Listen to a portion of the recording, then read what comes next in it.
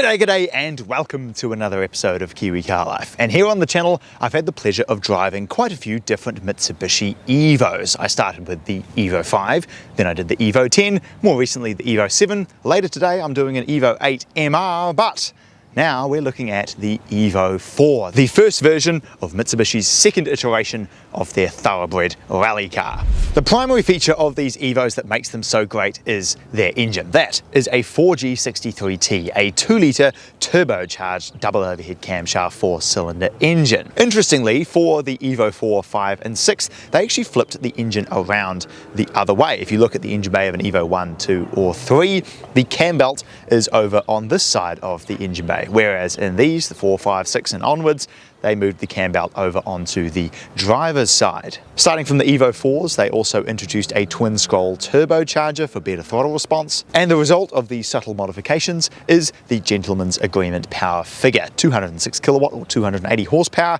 and 330 newton meters. A pretty commendable amount of power for a 2-litre turbo from 30 years ago. And of course it has a 5-speed close ratio manual transmission. That all-wheel drive system though is probably the biggest difference between this and the Subaru WRX. In the Subis, because the engine is longitudinally mounted, the primary direction that the power is going is down towards the back end. And of course, because the drive shaft runs right down the middle, it has good weight distribution left to right and an even power split to each wheel on either side. Whereas with these Evos, they're more like a typical front-wheel drive car in that they have unequal length drive shafts, and because the engine is transverse, they're more of a front-biased all-wheel drive system that tends to understeer first rather than oversteer like the rear-biased STIs. And now we come to the interior. You know, I've got to say that the Renault, Nissan and Mitsubishi alliance has not been kind to the Japanese counterparts' interiors. You see this when you look at, say,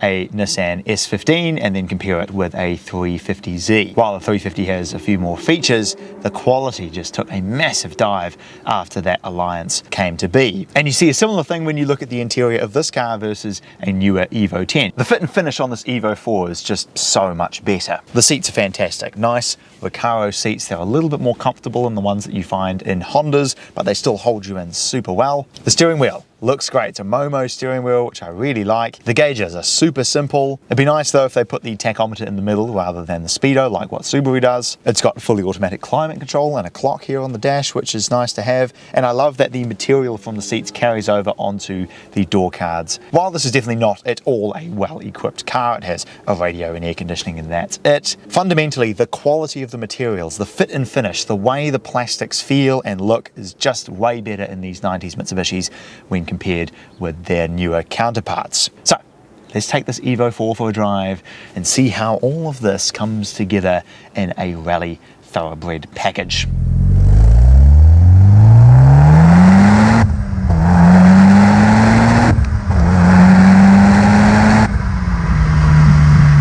Driving the Evo 4.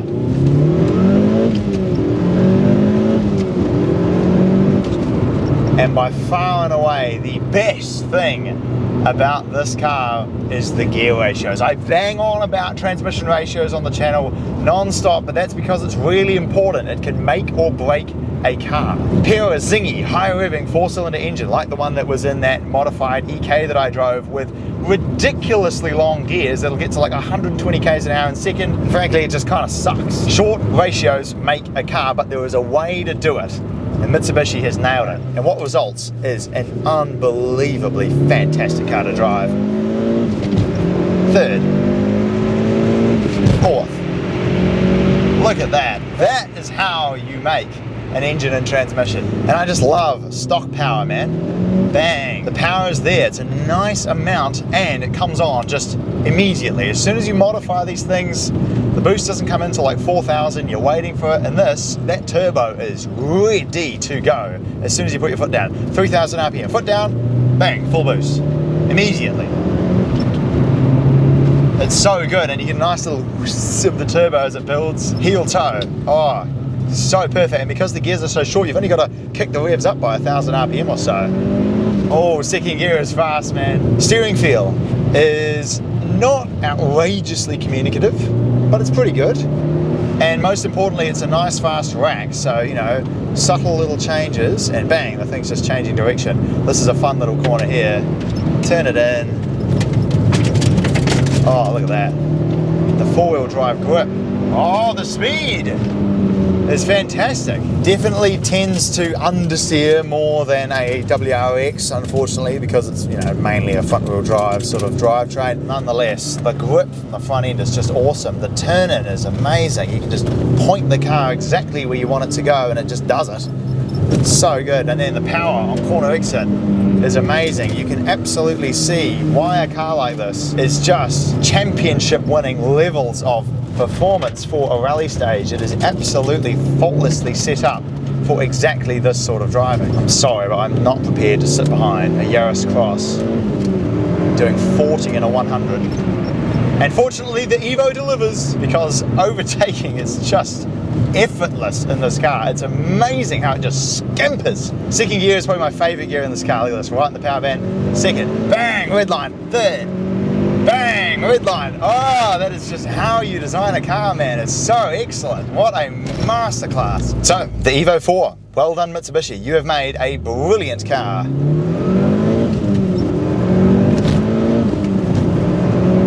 Oh, yeah. Oh, yeah. And it just goes to show that it's not necessarily about how fast a car is or how much power it's got. It's the whole package that comes together, and it's not just enough for a car to be ridiculously fast or ridiculously good through the corners if the ratios are stupid and the engine sounds horrible. This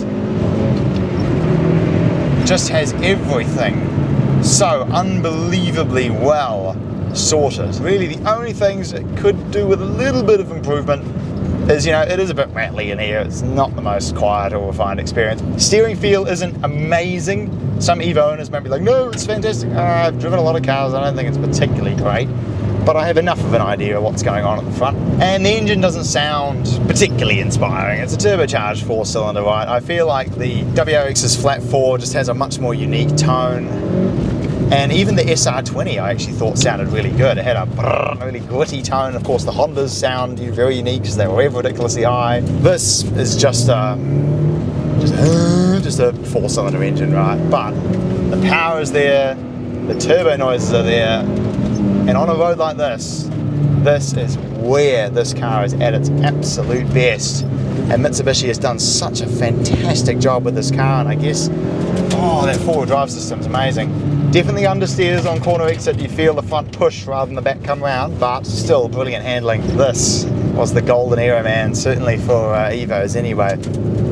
And so with that, Evo 4, brilliant car. Well done, Mitsubishi. And I'll look forward to seeing you again next time.